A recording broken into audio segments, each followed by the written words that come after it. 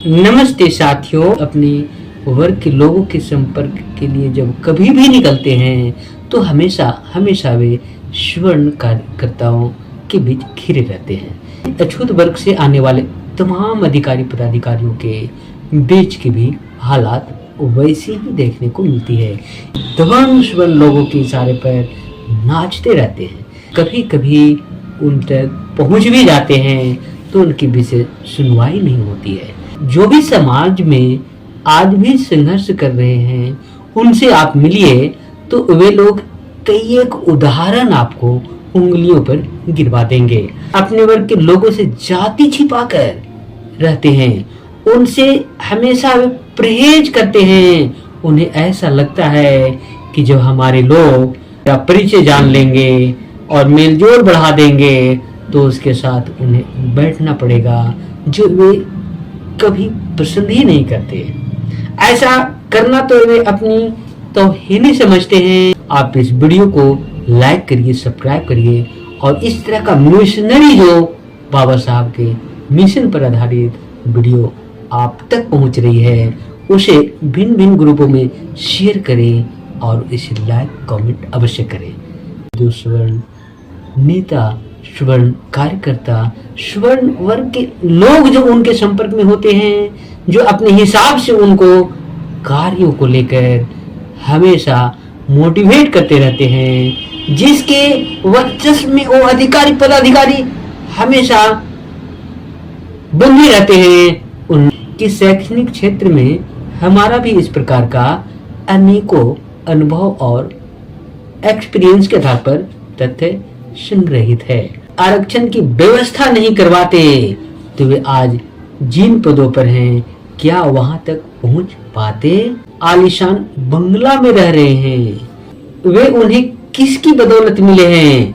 भूल गए ये बाबा के दर्द को, उनके आदेशों और संदेशों को भूल गए। इन गद्दारों की भर्त्सना करने के लिए अगर हम शब्दकोश के समस्त आप शब्द को अगर हम ढूंढते हैं तो वे शब्द ही कम पड़ते हैं। लेखक महोदय जो है SC ST और पिछड़ा जैसे अछूत संवर्ग के अधिकारी पदाधिकारी कहते हैं, उनका भी ठीक वही हालात है जो इस वर्ग के नेता, मंत्री और विधायक की है। मैं शिव प्रसाद और बुद्धरत्न मगध विश्वविद्यालय शोध छात्र, बोध गया, बिहार से।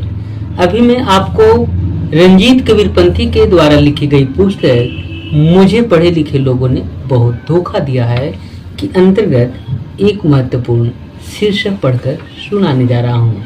वह शीर्षक है नाम मोटे और दर्शन खोटे। नाम किनके हैं जो बड़े हैं और मोटे हैं, और उन लोगों का दर्शन किस प्रकार से दुर्लभ है, यानी दर्शन खोटे हैं।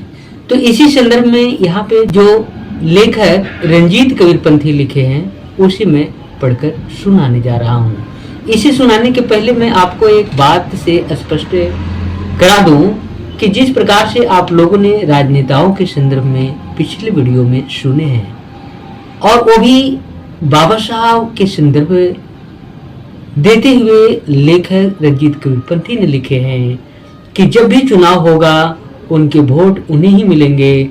ऐसा अनुसूचित जाति, पिछड़ा और अति पिछड़ा जिसे अछूत वर्ग के नेतागण कहते हैं, उनके साथ ऐसी स्थितियां देखने को मिलती है। उनके दिमाग में यही चलता है कि चुनाव होगा तो हमारे अपने जो लोग हैं उनका वोट मिल ही जाएगा। इसीलिए वे स्वर्ण लोगों से अधिक संपर्क में रहते हैं, और वे लोग अपने वर्ग के लोगों के संपर्क के लिए जब कभी भी निकलते हैं तो हमेशा हमेशा वे स्वर्ण कार्यकर्ताओं के बीच घिरे रहते हैं। ठीक इसी प्रकार से नौकरी में, पेशा में और ओहदे पद पर कार्य करने वाले SC ST और पिछड़ा यानी कहें अछूत वर्ग से आने वाले तमाम अधिकारी पदाधिकारियों के बीच की भी हालात वैसी ही देखने को मिलती है। इस संदर्भ में लेखक क्या लिखते हैं वो आप सुने। दलित नेताओं की तरह सरकारी कर्मचारियों और अधिकारियों के भी वही हाल है, वे भी ध्वंस लोगों के इशारे पर नाचते रहते हैं। उन तक दलित वर्ग के लोगों की पहुंच नहीं हो पाती, कभी कभी उन तक पहुंच भी जाते हैं तो उनकी विशेष सुनवाई नहीं होती है। साथियों, ये जो बातें हैं ये हकीकत है, और जो भी समाज में आज भी संघर्ष कर रहे हैं उनसे आप मिलिए तो वे लोग कई एक उदाहरण आपको उंगलियों पर गिरवा देंगे। दलित वर्ग के कई कर्मचारी और अधिकारी अपने वर्ग के लोगों से जाति छिपाकर रहते हैं, उनसे हमेशा वे परहेज करते हैं। उन्हें ऐसा लगता है कि जब हमारे लोग या परिचय जान लेंगे और मेलजोल बढ़ा देंगे तो उसके साथ उन्हें बैठना पड़ेगा, जो वे कभी पसंद ही नहीं करते। ऐसा करना तो वे अपनी तौहीनी समझते हैं कि जब हम अपने लोगों के साथ उठे बैठेंगे, परिचय होने के बाद वे लोग मिलने जुलने आएंगे तो हमारे इर्द गिर्द स्वर्ण नेता, स्वर्ण कार्यकर्ता, स्वर्ण वर्ग के लोग जो उनके संपर्क में होते हैं, जो अपने हिसाब से उनको कार्यों को लेकर हमेशा मोटिवेट करते रहते हैं, जिसके वर्चस्व में वो अधिकारी पदाधिकारी हमेशा बंधे रहते हैं, उन लोगों को तौहीनी सी महसूस होती है। साथियों, ये हकीकत है, और इस प्रकार के जो उदाहरण है हम समझते हैं कि शैक्षणिक क्षेत्र में हमारा भी इस प्रकार का अनेकों अनुभव और एक्सपीरियंस के आधार पर तथ्य संग्रहित है। ऐसे कर्मचारी और अधिकारियों को ठंडे दिमाग से यह सोचना चाहिए। बाबा साहब के विचारानुकूल लेखक महोदय कहते हैं कि जो भी SC ST और अछूत वर्ग के आने वाले या आए हुए अधिकारी पदाधिकारी लोग हैं, उन्हें ठंडे दिमाग से यह सोचना चाहिए कि यदि बाबा साहब उनके लिए संविधान में आरक्षण की व्यवस्था नहीं किए होते या वे आरक्षण की व्यवस्था नहीं करवाते तो वे आज जिन पदों पर हैं क्या वहां तक पहुंच पाते।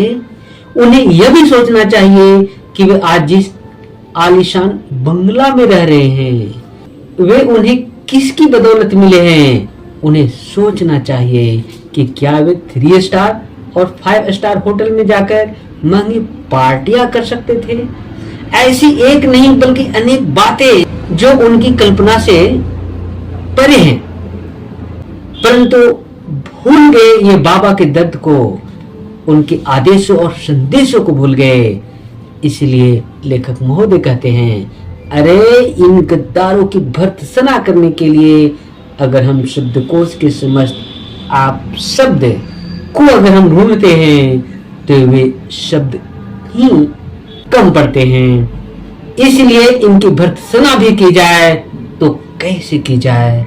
इस प्रकार से लेखक महोदय जो हैं बाबा साहब के द्वारा जो समाज में एक रूपता, समानता, प्रेम, भाईचारा और सबको इज्जत और इज्जत की रोटी मिले और सब समान से जिए, सबका एक दूसरे से एक जैसा विचार व्यवहार और मेल मिलाप रहे, ऐसी परिकल्पना जो बाबा साहब किए थे।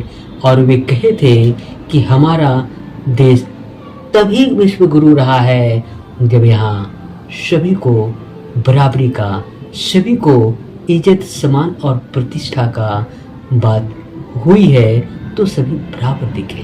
तो इस प्रकार से हम समझते हैं कि नाम मोटे और दर्शन खोटे के संदर्भ में लेखक महोदय जो है SC ST और पिछड़ा जैसे अछूत संवर्ग के अधिकारी पदाधिकारी कहते हैं, उनका भी ठीक वही हालात है जो इस वर्ग के नेता, मंत्री और विधायक की है।